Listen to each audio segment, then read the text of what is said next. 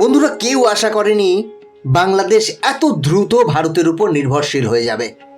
কারণ $8 বিলিয়ন নেওয়ার পরেও কেন তারা আবার $2 বিলিয়ন সাহায্য চাইছে ভারতের কাছে। তাহলে বাংলাদেশের দেমাগ কি কমতে শুরু করেছে, নত হতে শুরু করেছে মোহাম্মদ ইউনূস?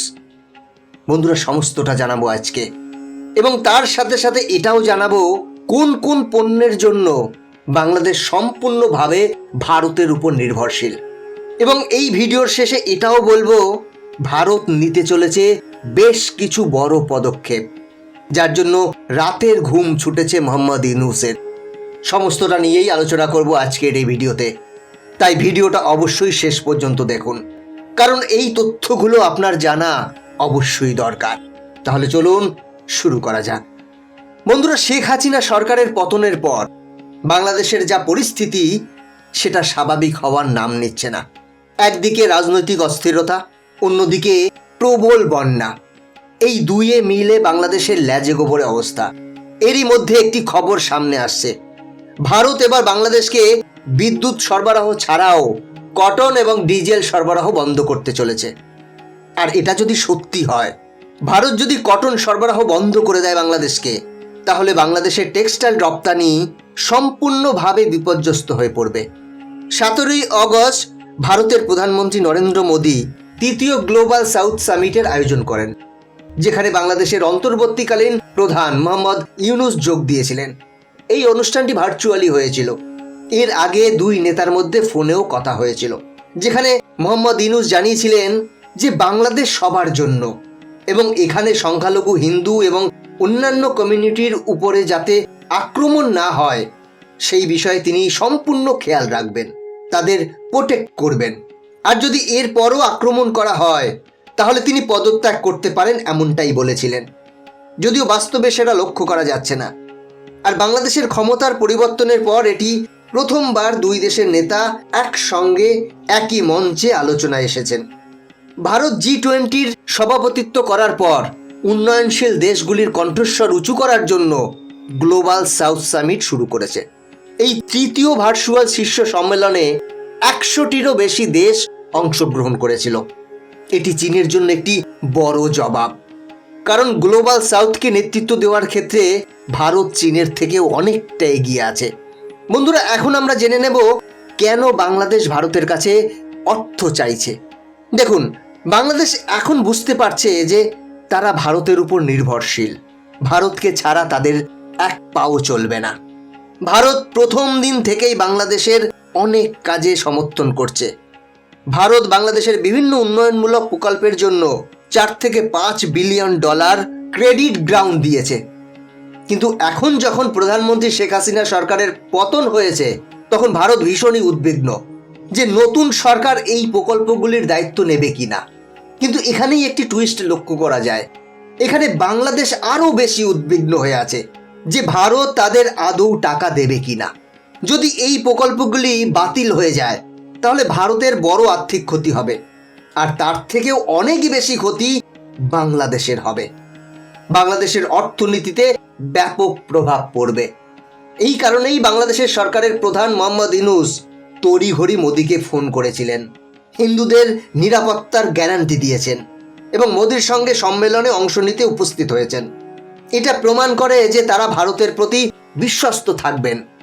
গত কয়েক বছরে ভারত বাংলাদেশকে 3টি লোন অফ ক্রেডিট দিয়েছে, যার মোট মূল্য $8 বিলিয়ন। এছাড়াও ভারত বাংলাদেশকে তাদের পরিকাঠামো উন্নয়নের জন্য অতিরিক্ত গ্রান্টও দিয়েছেন। এর মধ্যে রয়েছে রাস্তা, রেলপথ, সিটি, পোর্টের মতো বড় প্রজেক্ট। অর্থাৎ ভারত বাংলাদেশের অর্থনীতিতে শিরায় শিরায় ঢুকে আছে। এতদিন বাংলাদেশ যা উন্নতি করেছে তার পেছনে ভারতের অবদান অনেকটাই রয়েছে।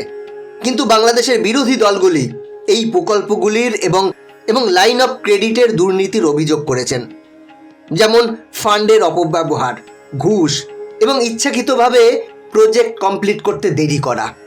কিন্তু এসব সত্ত্বেও ভারত শেখ হাসিনাকে তার দেশে আশ্রয় দিয়েছে এবং অন্যদিকে নতুন সরকারের সাথে আলোচনা চালিয়ে যাচ্ছে। যদি বাংলাদেশের নতুন সরকার শেখ হাসিনার বিরুদ্ধে হত্যার অভিযোগে মামলা করতে চায় এবং তাকে ফিরিয়ে দেবার জন্য দাবি করে, তাহলে কিন্তু ভারতের জন্য পরিস্থিতি কঠিন হতে পারে। কিন্তু শুধুমাত্র হাসিনার কারণে বাংলাদেশের নতুন সরকার ভারতের সাথে সম্পর্ক খারাপ করতে চাইবে না।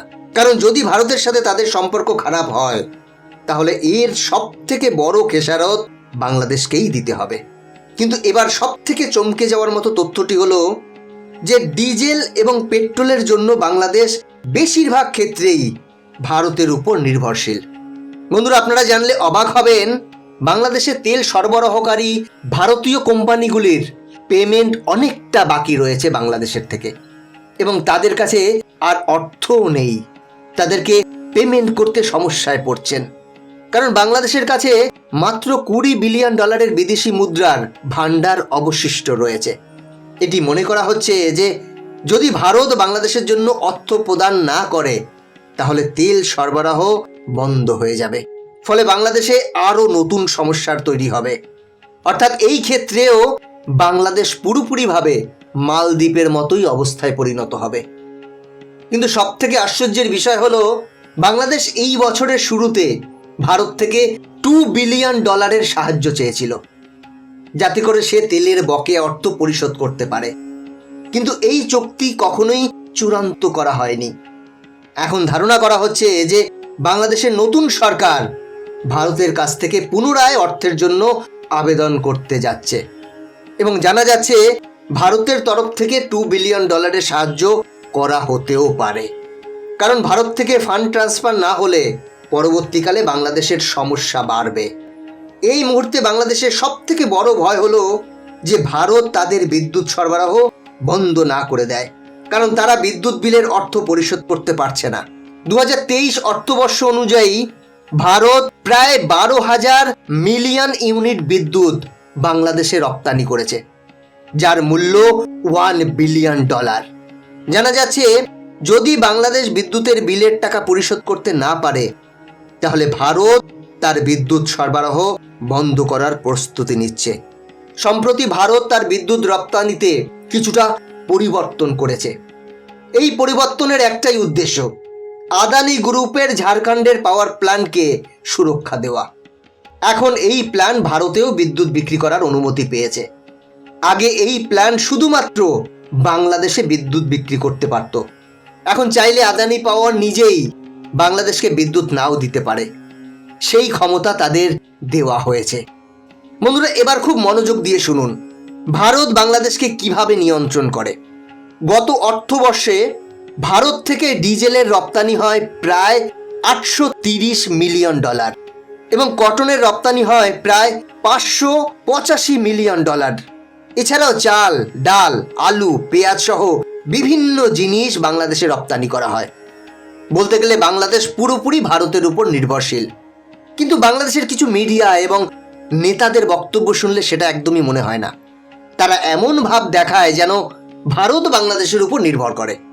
তারা কিছুতেই বাস্তবটাকে মানতে চায় না। পারলে সারাদিন ভারতকে গালাগালি দিতে থাকে, কিন্তু দিনের শেষে সেই ভারতের কাছেই হাত পাততে হয়। আশা করব তাদের শুভ বুদ্ধির উদয় হবে। বন্ধুরা, আপনাদের কি মনে হয় $2 বিলিয়ন দিয়ে আবার বাংলাদেশকে সাহায্য করা উচিত? কমেন্ট করে জানাবেন। আজকের ভিডিও এখানেই শেষ করছি। দেখা হচ্ছে পরবর্তী ভিডিওতে। ভালো থাকবেন, সাথে থাকবেন।